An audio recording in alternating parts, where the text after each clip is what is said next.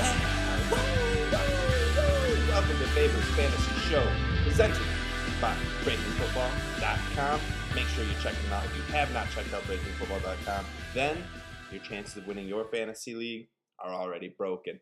This is, again, Faber's Fantasy Show, hosted by yours truly, Nick Faber. You'll see my co-host Bruno running around, my trusty puppy. He'll be around. Now, this is a 10-minute show, and what we're going to do is discuss all fantasy football topics in a quick 10 minutes. Get your little fill in. Now, if you have any questions, or if you ever have any questions, make sure you send them my way. All right? On Twitter, at Nick Faber, NFL, at Nick Faber, NFL.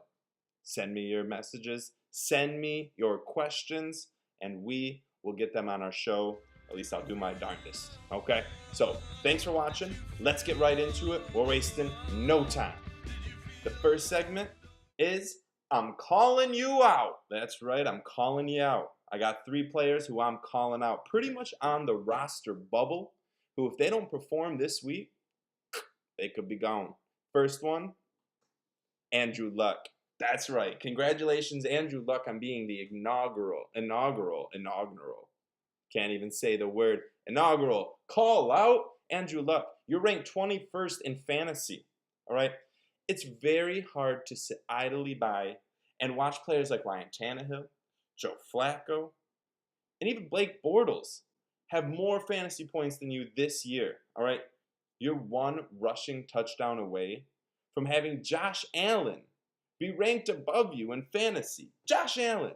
All right, Andrew Luck, I'm calling you out. I think I spit when I did that too. I'm calling you out. Peyton Barber, next, 14th in the league in carries. 14th in the league in carries. 59th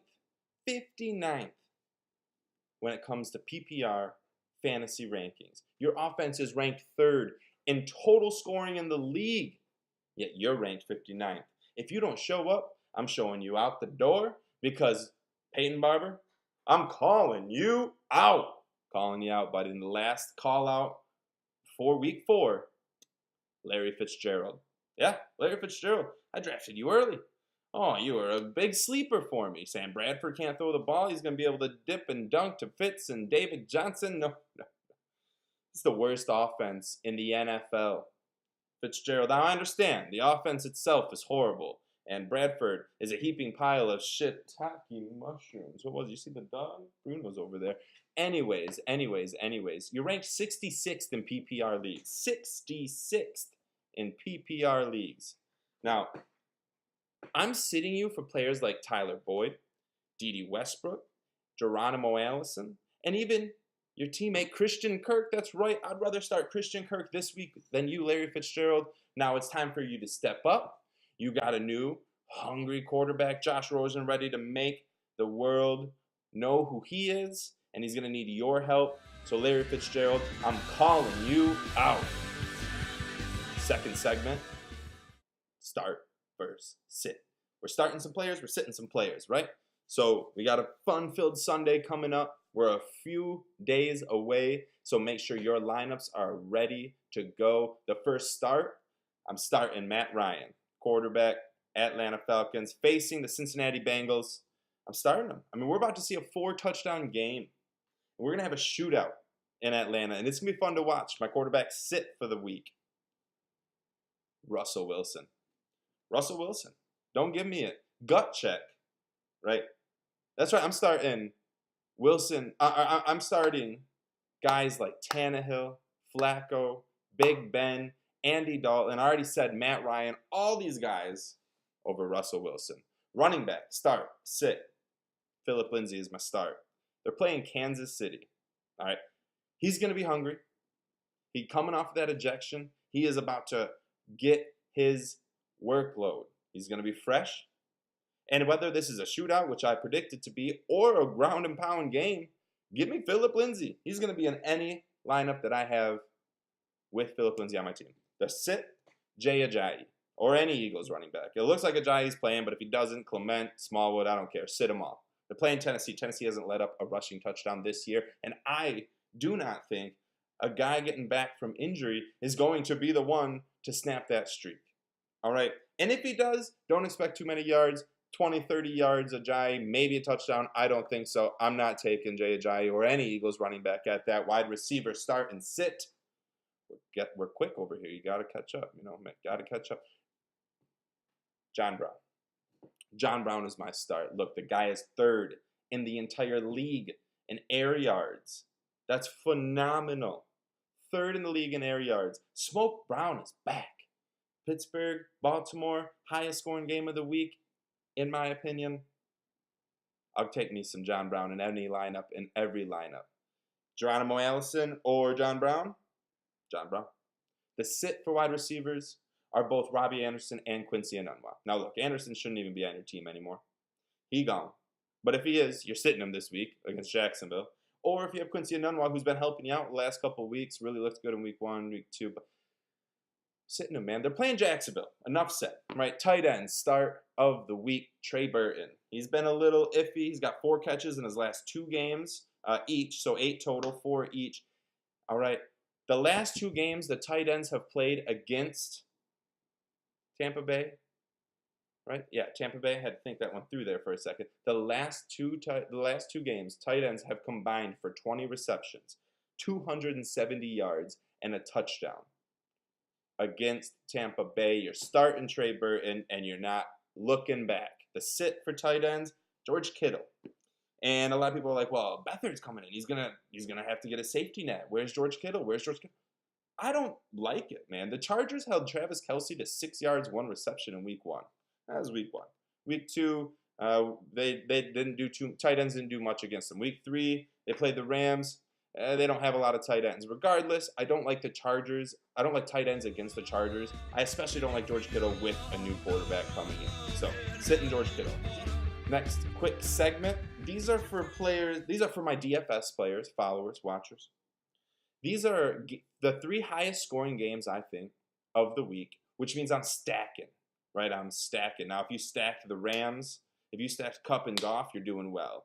Cousins is doing well. I mean, this Thursday night game is madness. However, for the Sunday, Monday games, I like the 3rd highest scoring game of the week, New Orleans versus the Giants.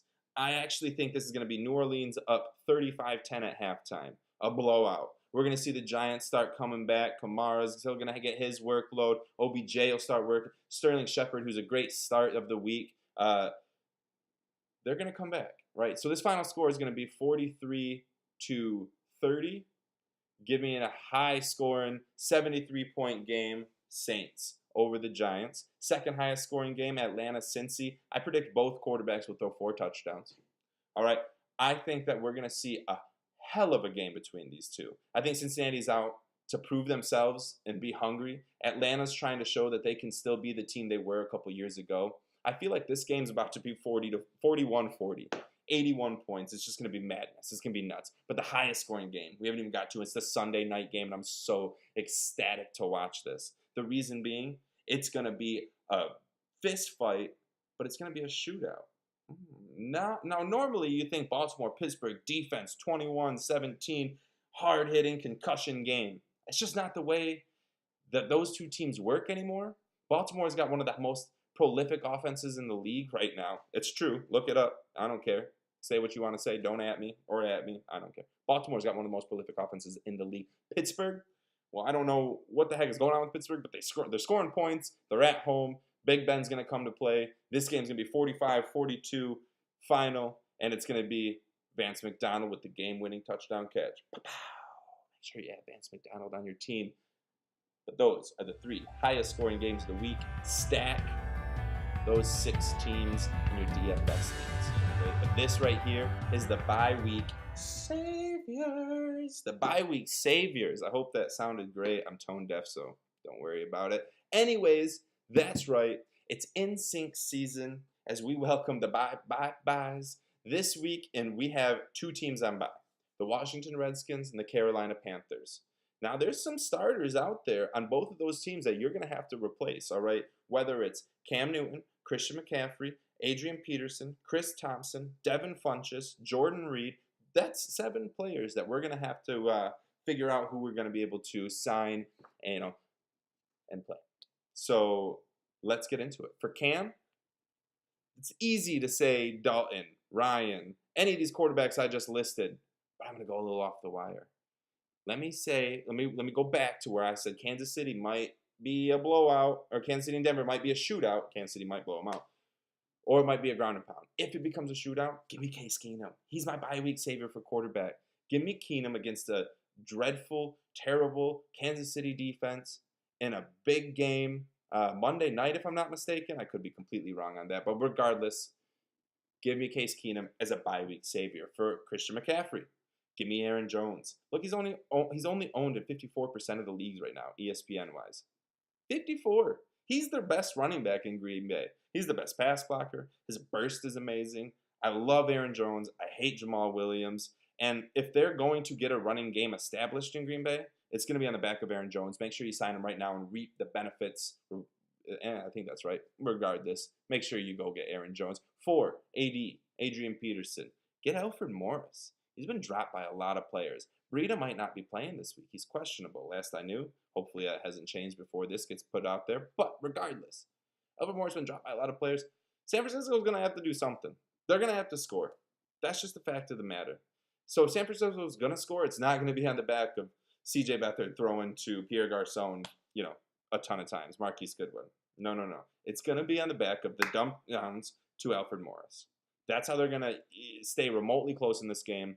Give me San Francisco's running back, Alfred Morris, for my bye-week savior if you have AD. If you have Chris Thompson, Buck Allen. He's got 3 touchdowns in 3 weeks, a touchdown each week. He's a PPR, he kind of machine. I'd like to say that, but really he's not. He's a third down back, and he's a vulture at the goal line. Normally you don't see those two interlap, but it's one. It's Buck Allen. And Baltimore and Pittsburgh is going to be a high-scoring game, as I've said, and I will say throughout this entire show. Go get Buck Allen. Let's go to wide receiver. If you got Devin Funchess in your lineup and you need to sit him, give me Danny Amendola. The revenge game. The revenge game of history right here. I mean, Amendola is about to come into New England, catch 8 receptions, 100 yards, and 1 or 2 touchdowns. It's going to be magnificent. They're gonna have to keep their eye on Parker, who's back. Albert Wilson and Jakeem Grant, as we've seen, just beast moded out in the long receptions. That's why I like Danny Amendola a lot. 4 tight end, Jordan Reed might be on your team and sitting because of his bye. I'm gonna just keep doubling down on the Baltimore-Pittsburgh game. Mark Andrews, he's the best tight end. All right, he is going to be in a unique situation where these games find the most unique ways to score touchdowns, and that's got Mark Andrews written all over it. So thank you so much for everyone that listened and enjoyed this show. It's quick. It's easy. Hit me up with comments, questions, concerns. Hit me up with any questions. You may see it on the show. #Fabers Fantasy Show. On Twitter, @NickFaber, NFL. Make sure you follow Breaking Football @breaking_FB, breakingfootball.com. Check it out. Check out the website. We got some phenomenal writers out there. Thank you again for listening. I appreciate it so much. Or watching, whatever the heck you did. I appreciate it. I'm Nick Faber. Drink a pumpkin beer for me. I'll see you next week. Good luck, fantasy owners.